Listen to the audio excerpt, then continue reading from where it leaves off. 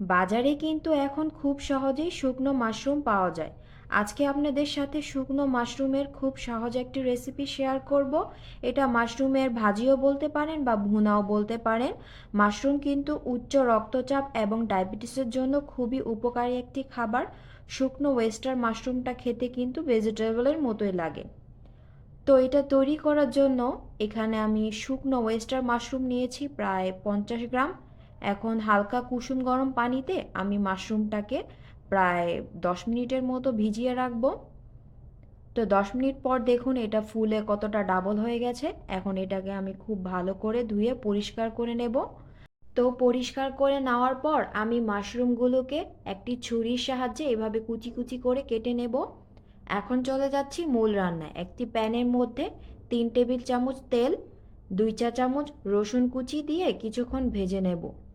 ভেজে নেওয়ার পর এখানে আমি পেঁয়াজ কুচি অ্যাড করছি 1/3 কাপ।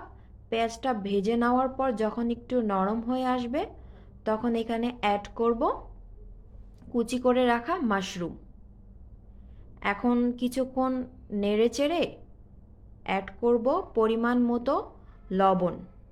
এখন মিডিয়াম থেকে একটু লো হিটে আমি মাশরুমটাকে 2 থেকে 3 মিনিট ভেজে নেব।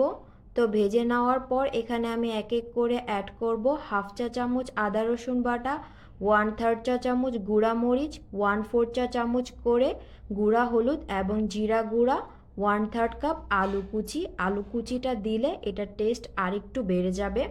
তো এখন কিছুক্ষণ নেড়ে চেড়ে আমি 1/2 কাপের মতো পানি অ্যাড করব। তো পানি অ্যাড করার পর আরও কিছুক্ষণ নেড়ে চেড়ে এটাকে আমি এখন ঢেকে প্রায় 7 থেকে 8 মিনিট মিডিয়াম থেকে একটু লো হিটে আমি রান্না করব।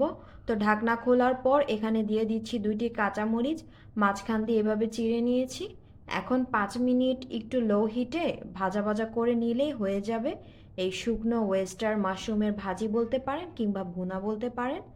এটা কিন্তু সাদা ভাত কিংবা পোলাওর সাথে খেতে খুবই মজা। রেসিপিটি অবশ্যই ফলো করে বাসায় একবার ট্রাই করবেন। আশা করি সবার ভালো লাগবে। আর কেমন লাগলো রেসিপিটি অবশ্যই কমেন্টে জানাবেন। ধন্যবাদ।